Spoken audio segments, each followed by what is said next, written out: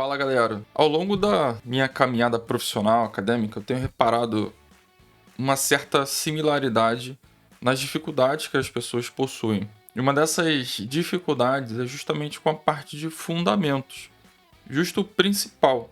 Se você já me acompanha há algum tempo, você já deve ter escutado alguns princípios que eu costumo repassar para a galera, que é fugir de promessas fáceis, focar em fundamentos e manter a consistência. São três coisas muito simples que podem garantir um futuro bem legal, bem interessante para você, seja profissional, seja na sua área pessoal. Mas muitas pessoas não conseguem manter consistência, não conseguem fugir de promessas fáceis e principalmente não conseguem entender os fundamentos. Na nossa área, a gente tem coisas muito elementares, coisas muito iniciais que são essenciais para o entendimento de coisas muito mais complicadas, de coisas muito mais complexas. Então eu vejo profissionais com muitos anos de experiência que acabam falhando no entendimento de coisas básicas. E aí o intuito desse vídeo e dos próximos, com certeza vão existir mais de um, é para poder trazer esses fundamentos de uma maneira clara, de uma maneira simples e de que você, como profissional, não falhe mais nesses pontos. E para isso, nesse primeiro vídeo, eu quero começar a mostrar para vocês sobre endereçamento. Só que antes da gente chegar no endereçamento, a gente tem um outro assunto que a gente precisa entender, que é sobre sistemas de numeração. Então, o sistema de numeração precede o entendimento sobre endereçamento, sobre subnet, e VLSM, e vários outros assuntos que a gente vai abordar aqui. Vai acabar entrando numa série de vídeos para que a gente tenha um conhecimento sólido, fundamentado nos fundamentos. Ficou até meio redundante, mas é isso mesmo. Então, muito bem fundamentado, para que você não tenha mais dificuldades de entender não só endereçamento, mas outros assuntos que são posteriores a isso. Então, às vezes, o camarada não entende, ele não sabe ler corretamente uma tabela de roteamento, porque ele não entende de endereçamento, porque ele não entendeu de sistema de numeração. Então, hoje a gente vai começar por sistemas de numeração e depois a gente vai avançar nessa jornada. E isso é apenas um dos temas fundamentais, dos temas elementares da nossa área. Vai acabar virando uma série de vídeos aqui, mas eu vou acabar abordando diversos outros tópicos que são fundamentais para a gente desenvolver um trabalho, no mínimo, razoável. Claro que buscando a excelência, mas no mínimo razoável nas nossas áreas. Para isso a gente começa com sistema de numeração. Nesse vídeo vai ser um pouco diferente. Mostrar, ao invés da tela, vai ser aqui, ó, à mão. Vou mostrar para vocês o processo e o entendimento sobre sistemas de numeração. A gente está acostumado com um sistema de numeração decimal, que funciona da seguinte maneira: a gente começa a contar do zero em diante. 0, 1, 2, 3, 4, 5, 6, 7, 8, 9. Chegando no limite, né, então decimal, porque nós temos 10 dígitos para representar todas as combinações possíveis de número. Então, a gente tem 10 dígitos. Nessa posição, a gente pode utilizar qualquer um dos 10 dígitos.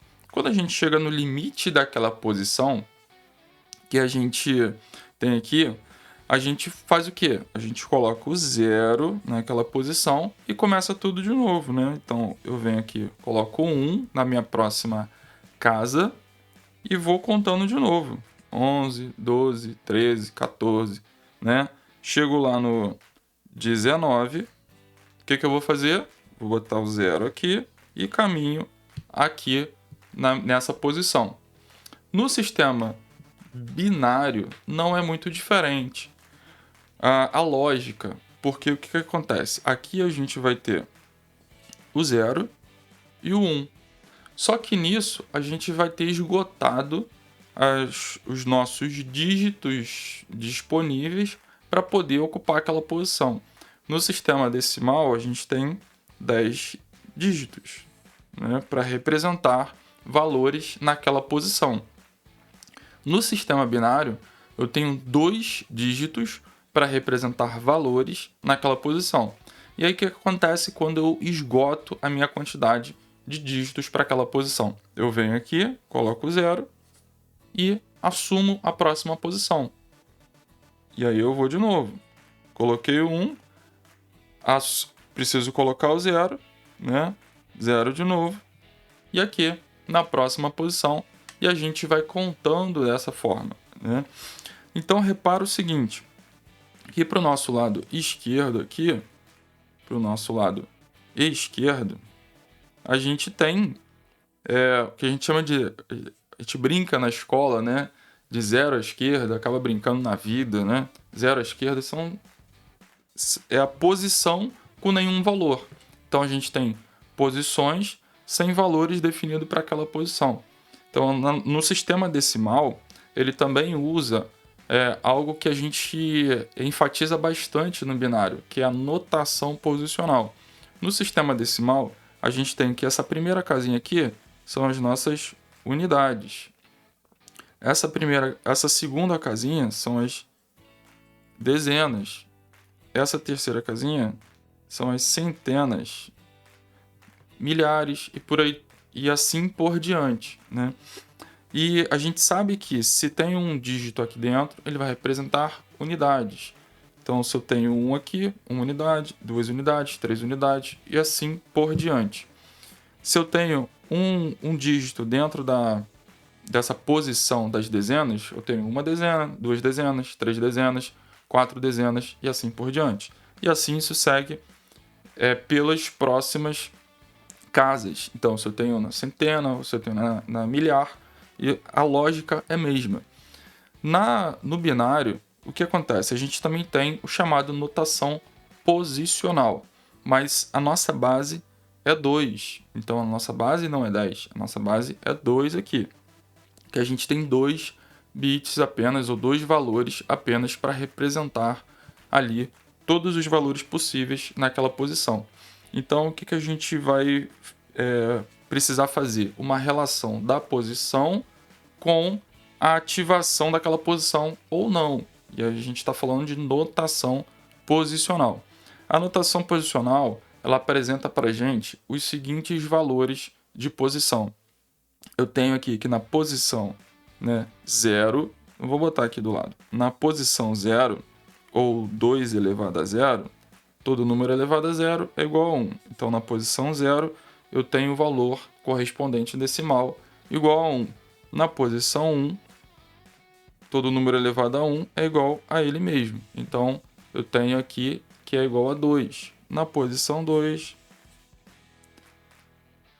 eu tenho aqui que o valor da posição é 4. Na posição 3, eu tenho aqui que o valor da posição é igual a 8. 2 a 4, 16. 2 a 5, 32. 2 a 6, 64. E 2 a 7, 128. Então, esses são os valores das posições. Então, essa posição aqui, ela representa 1. A próxima posição, deixa eu até pegar, para a gente não confundir aqui com a nossa conta, né, com o nosso contar. Eu vou pegar aqui um valor aleatório, né? Então, 0, 1, 0, 1, 0, 0, 0. Então, a gente tem aqui os 8 bits. Esses 8 bits, eu tenho bits que estão com 0 na posição. 0 naquela posição não representa um valor algum, mas o bit, ou o valor 1, né? Aqui o dígito 1, ele vai me representar um valor correspondente em decimal. O que a gente vai precisar fazer? A gente precisa identificar qual é a posição e o valor correspondente. Então, eu tenho aqui a posição 1. Na minha posição 1, o valor é igual a 2. Então, aqui, ó, valor 2. Então, eu posso pegar aqui, ó, posso pegar o 2 e somando com os valores das próximas posições. Eu tenho aqui, ó, na posição, ó, sempre contando daqui para lá, 0, 1, 2, 3, 4. Então, está na minha posição 4, 16. 5, 6. A posição 6, 64. Então, a gente vai fazer a soma desses valores e a gente vai encontrar 64 com 16, a gente vai ter 80, e aqui a gente tem o valor de 82. Então, esse valor aqui em binário, ele vai representar 82 em decimal. A gente tem aqui o valor em binário, né?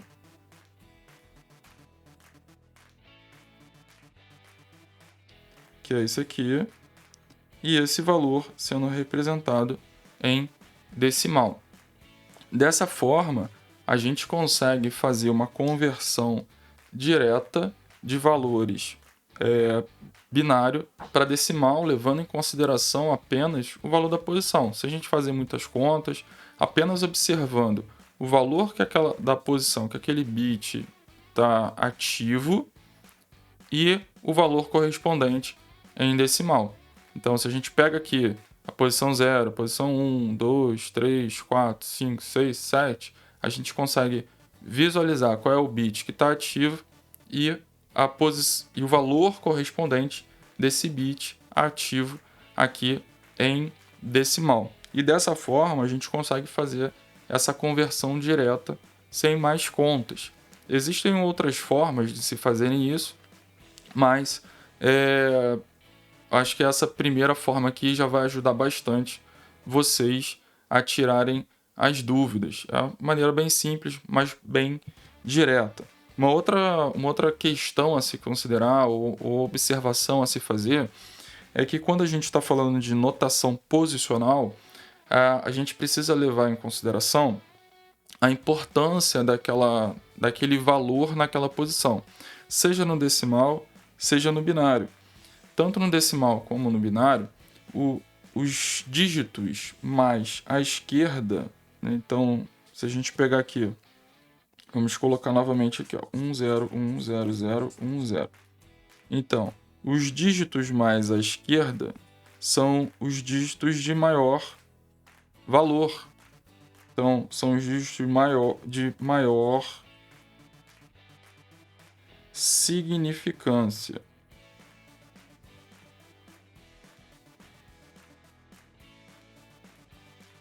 Os dígitos de maior significância. E os bits mais à direita são os bits de menor significância.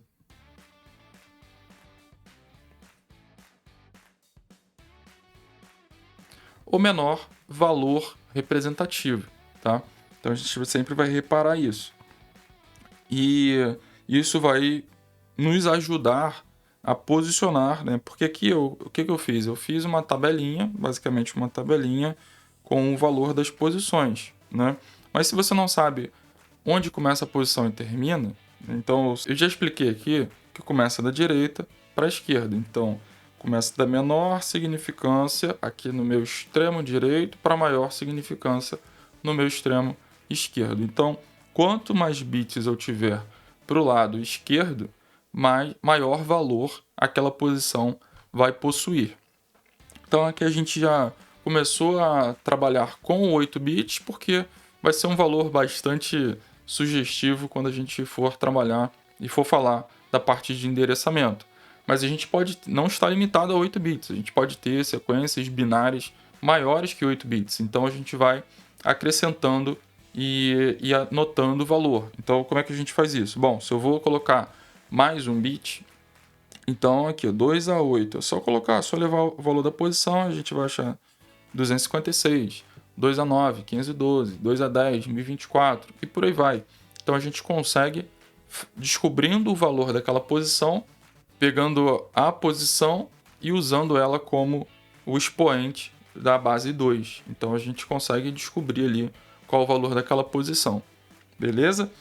Então essas informações são informações básicas para a gente começar o nosso trabalho de entendimento sobre sistemas de numeração.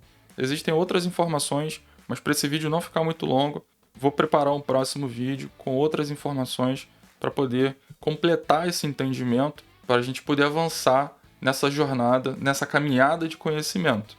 Conto com vocês nos estudos. Se tiver alguma dúvida, deixa aqui nos comentários, interaja com o vídeo, porque isso é importante para o alcance do nosso canal e até o próximo vídeo.